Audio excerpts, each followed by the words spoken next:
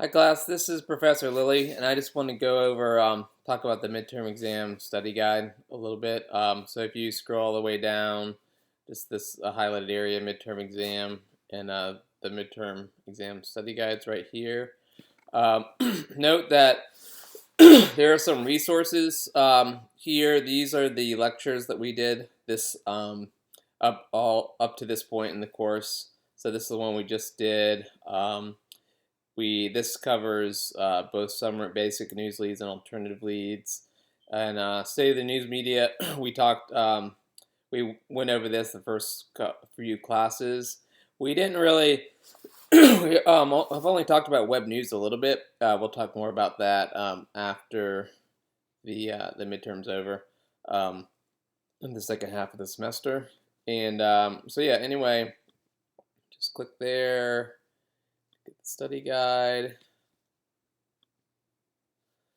Okay, so you'll have the whole 50 minutes on Monday. So I would arrive early if I were you, because as soon as class officially starts, I'll pass out the exam. You'll have the whole 50 minutes.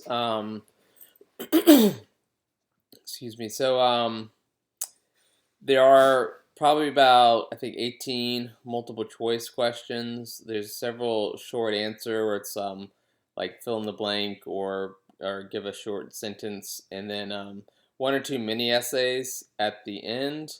For the mini essays, you want to kind of cram in as much information on that particular topic as you possibly can. Don't forget to spend time on these because they're worth a lot of points. So you don't want to spend like 45 minutes on the multiple choice and then only have 5 minutes to answer these mini essays. The multiple choice are only worth 2 or 3 points each, and I haven't decided yet, but I think the mini essays are worth 10 or 12 points each. There will be some News Jeopardy type questions, some current events questions at the end of the multiple choice. So make sure you continue to be aware of what the top news items are for, I guess, Tuesday, and check them out Wednesday morning.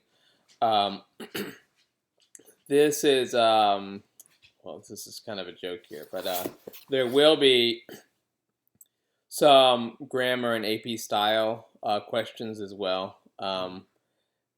Basically, where you're asked to, with multiple choice, identify questions that that are free of AP or common grammar mistakes.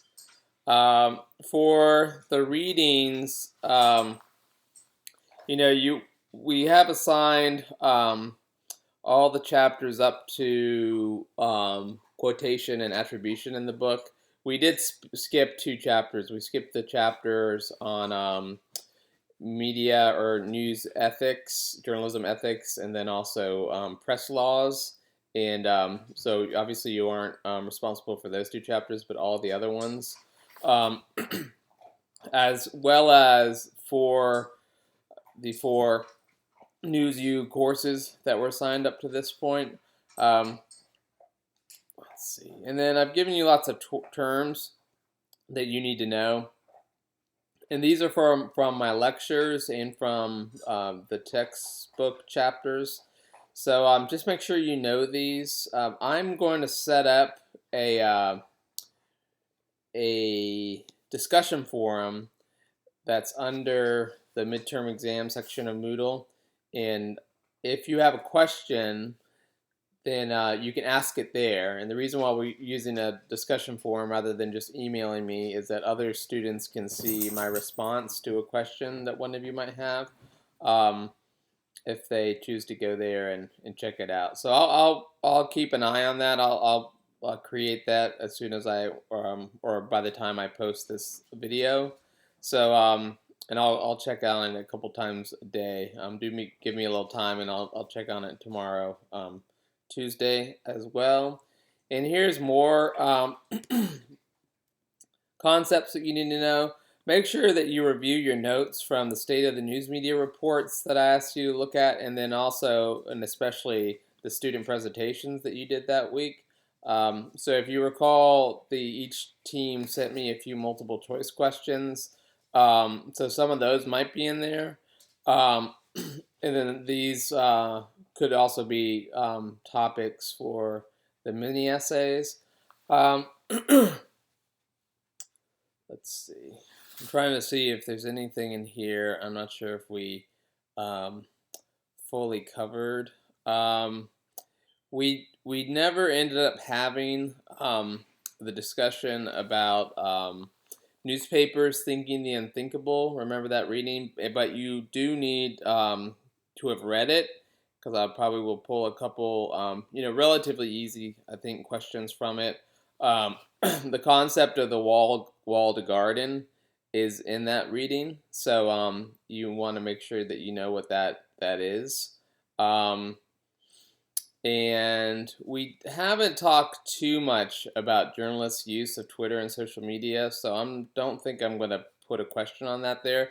We will talk about that more when we start to when we set up the blog, and you will have some assignments that you will post to the blog, and you can insert tweets and public Facebook posts and things like that.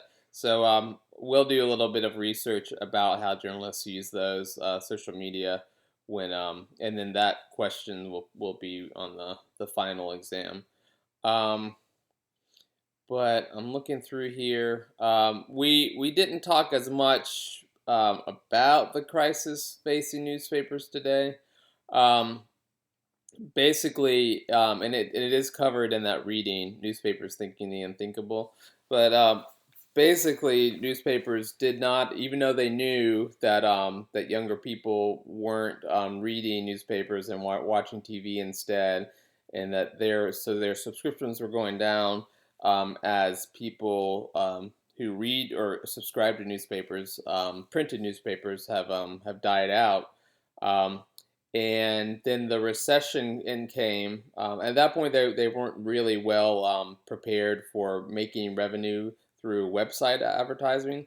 Um, Certainly, many by the 2000s, most newspapers had a website, but they were just kind of like mostly using shovelware in the pre 2000s and also 2000s, in terms of just putting the whatever the printed version of the website of the newspaper was, just throwing it up on the web and not taking using user participation until the mid 2000s.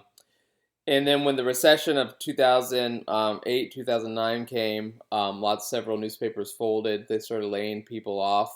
Um, as subscriptions went down, their advertising revenue went down, and so advertising obviously is a big way they make money.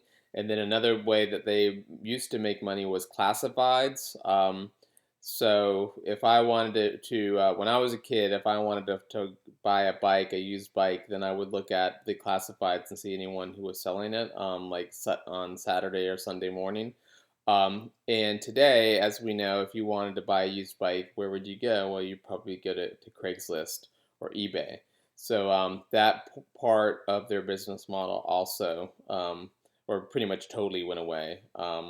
So those are some of the aspects to the current crisis facing newspapers. The layoffs and the closures have for the most part stopped. Um, and Another way that they saved money is they had asked older writers and editors to retire, and so if someone retired and they made $100,000 because they were had been an employee for a long time, then they would take 50,000 of that and just not spend it, so saving money, and then they would take the other 50,000 and hire two new reporters out of college. So there are still a lot of jobs for young people, and a lot of young people who are journalists are freelancers too. So they write for lots of different, mostly web-based companies. So yeah, so that's basically what I would have said if we did have the time to talk about that, and talk about the newspapers thinking the unthinkable. So make sure you read that as well. And again, please ask questions if you're not sure about something that's on here, and I will add that discussion forum right here. Okay? Um, and I look forward to seeing you on Wednesday. You can use the time during class today to study, and studying groups is fine. And good luck. See you then.